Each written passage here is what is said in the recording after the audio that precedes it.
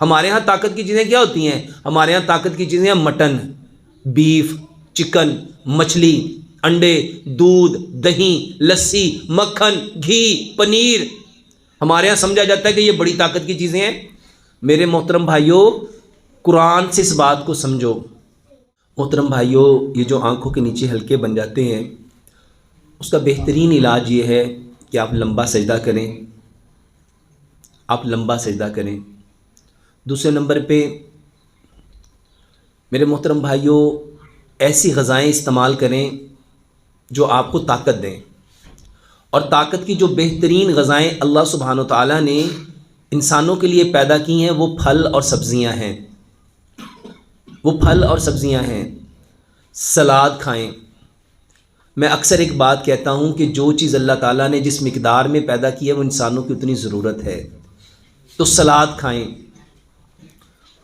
گاجر، مولی، شلجم، کھیرا، پیاز، ٹماٹر، بند گوبھی، سلاد کے پتے، لال مولی، چقندر، سبز دھنیا، شملہ مرچ ہے، یہ سلاد بنائیں۔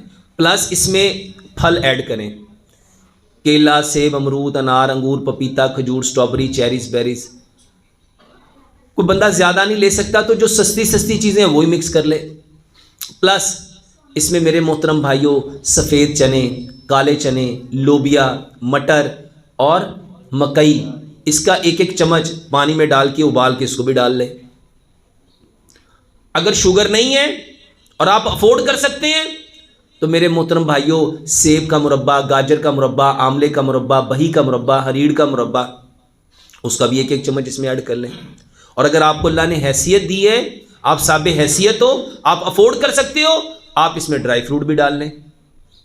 میرے محترم بھائیوں یہ ساری چیزیں پھل اور سبزیاں ہیں، یہ ساری چیزیں پھل۔ اور ابراہیم علیہ السلام نے اپنی ذریت کے لیے جب رب سے رزق مانگا تھا نا تو من الثمرات مانگے تھے، یہی پھل اور سبزیاں مانگی تھیں۔ تو میرے محترم بھائیوں آج پوری دنیا یہ سیلڈز کے اوپر لگی ہوئی ہے اور ہم نے ان کو کھانا چھوڑ دیا ہے۔ ہمارے ہاں طاقت کی چیزیں کیا ہوتی ہیں؟ ہمارے ہاں طاقت کی چیزیں ہیں مٹن، بیف، چکن، مچھلی، انڈے، دودھ، دہی، لسی، مکھن، گھی، پنیر۔ ہمارے ہاں سمجھا جاتا ہے کہ یہ بڑی طاقت کی چیزیں ہیں۔ میرے محترم بھائیوں قرآن سے اس بات کو سمجھو۔ اللہ تعالیٰ نے جو چیز جس مقدار میں پیدا کی تھی نا وہ انسانوں کی اتنی ضرورت تھی۔ اللہ تعالیٰ نے پھل اور سبزیاں پوری کائنات میں 70% پیدا کی ہیں۔ اجناس جس میں گندم، چاول، چنے، دالیں، جو، باجرہ، جوار، مکی، یہ اللہ نے 20% پیدا کیا ہے۔ اور یہ جو دودھ، دہی، لسی، مکھن، گھی، مٹن، بیف، چکن، انڈے، یہ تو پیدا ہی 10% ہوئے ہیں۔ 50 سال پیچھے جاؤ تو مٹن کون کھاتا تھا؟ اور گھر میں کوئی مہمان آتا تھا نا، وہ بھی کئی مہینے بعد کوئی مہمان آتا تھا تو اس کے لیے کہتے تھے کہ کیا بناؤ، ورنہ ہر بندہ کہتا ہے بھائی جان اچار سے روٹی کھا لیتے تھے، لسی سے وہ چٹنی رگڑ کے روٹی کھا لیتے تھے، اور چائے کے ساتھ ڈبو کے روٹی کھا لیتے تھے۔ تو میرے محترم بھائیوں جتنے بہن بھائیوں کو حلقے ہیں ان کو سب سے زیادہ کیا کھانی چاہیے؟ سیلڈ، سلاد۔ اس کے ساتھ میرے محترم بھائیوں لمبا سجدہ، سلاد۔ تیسرے نمبر پہ سبزہ دیکھو، سبزہ دیکھو۔ پارکس میں جاؤ، نہیں پارک میں جا سکتے تو جو آپ کے کھیت ہیں کھیتوں میں چلے جاؤ۔ کھیتوں میں بھی نہیں جا سکتے، ہر علاقے میں درخت ہیں، 2، 4، 5 منٹ کے لیے درختوں کو دیکھو۔ یہ سبزہ دیکھنے سے آپ کی آنکھوں میں فرحت بھی آتی ہے، ٹھنڈک بھی آتی ہے، اور یہ جو آنکھوں کے حلقے ہیں وہ بھی۔ اور جب آپ سبزہ دیکھو تو کم از کم 1 سے 2 منٹ اپنے برین کو سائلنٹ موڈ میں کر لو،